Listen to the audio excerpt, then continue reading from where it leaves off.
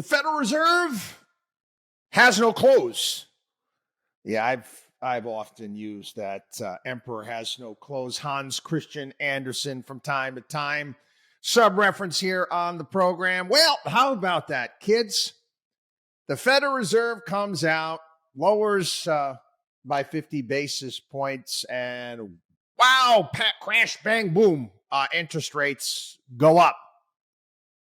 The mortgage rates, the mortgage up near 7% right now. How could that happen? Well, didn't Jim Cramer tell us that the Federal Reserve, they're just geniuses over there? Yeah, they don't have any clothes. They don't have the type of power that they used to have. If you're taking a look, and again, this is not just here, you can take a look globally. We've got a bit of a debt problem. Not just here in the United States, it's everywhere. I was looking at China. China's debt to GDP ratio is at over 360%. 360% since 2008, it's doubled. You want to kind of put this into perspective. For every unit of GDP in China, they have 3.6 units of debt burden. Holy shnikes. And again, we're running into those problems here. What does this all mean? What's taken place? Years ago, we talked about and wrote about at great length what took place during the whole European debt crisis with Greece, Italy, Portugal, Spain.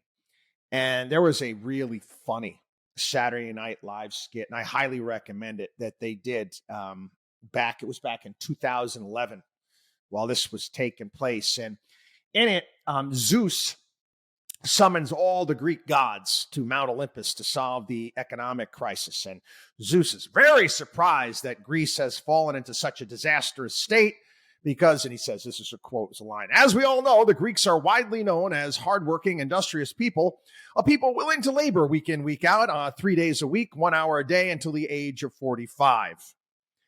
Now, Zeus is taken aback that they have two gods of war, but no god of finance. Dionysus, the god of wine or partying, tells Zeus that they have the spending part of the economy down cold, but saving not so much. Zeus then is forced to summon Klaus, the German god of prudence and austerity, who tells the Greeks that he will give the Greeks the money if they are responsible and make cutbacks. Klaus's message is greeted with a chorus of boos from the Greek gods. Zeus then proceeds to tell Klaus, "Sorry, Klaus, either give us the money or we'll take all of Europe down with us. We start a democracy, we can end it." It was a bit of a funny skit. And again, what made it so funny is there was an element of truth to it. We are right now, we got election coming up where we have two candidates who could give, I'm going to be honest, could give a rat's ass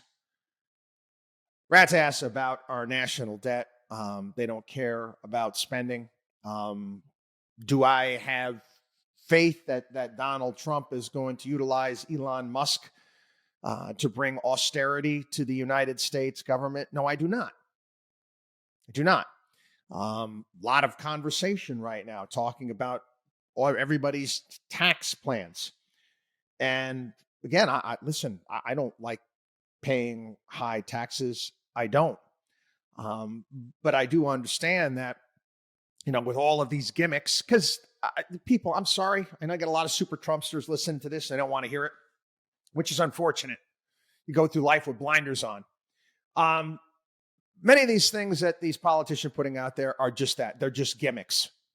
Now, what was it? The people who are firefighters and police officers or first responders are not going to pay income taxes? Now, listen, again, you're trying to get, he's pandering for votes. It's just that simple. All of these tax plans and all these things are put forward.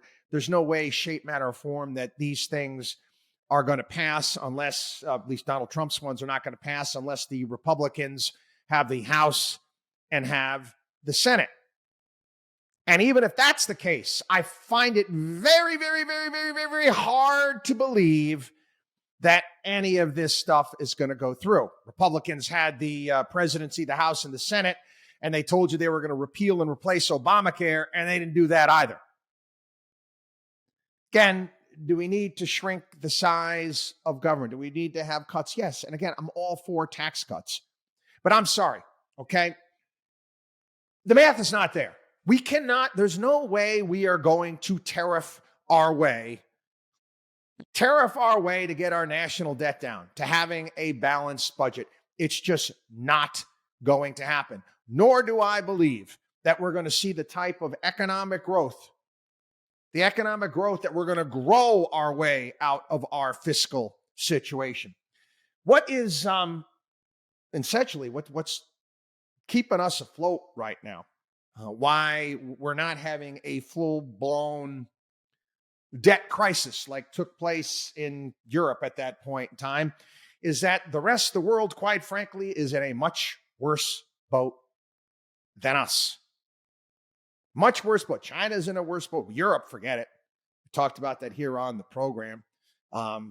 They haven't grown in ages. The only thing that they can do at this point in time is try to regulate the United States. They don't really do much of anything over there. There's conversation out there. They talk about, the people are going to move away from the dollar. No, that hasn't been true. We've been told that for a long time. In fact, there was a bit of, and I mentioned this before, there was the second Daniel Craig James Bond movie, Quantum of Solace. They made a point of that. I don't want to get paid in dollars. I wanted to get paid in euros. Well, let me tell you something. As far as trade is concerned, euros have gone backwards. Dollars are used now more than they were back in 2008 at that point in time. That's keeping us going. But what's also hurting us as well, and this is the reality.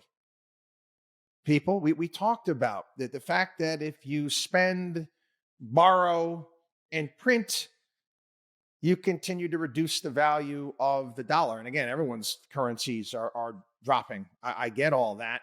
But unless you're keeping up, unless your salary is exceeding the rate that the value of what you're getting paid is dropping, well, then guess what? You're going backwards. And many people in this country, they feel it. 2 steps forward, 3 steps back. 2 steps forward, 3 steps back. You're going backwards. You're not moving forward. WatchDog on wallstreet.com.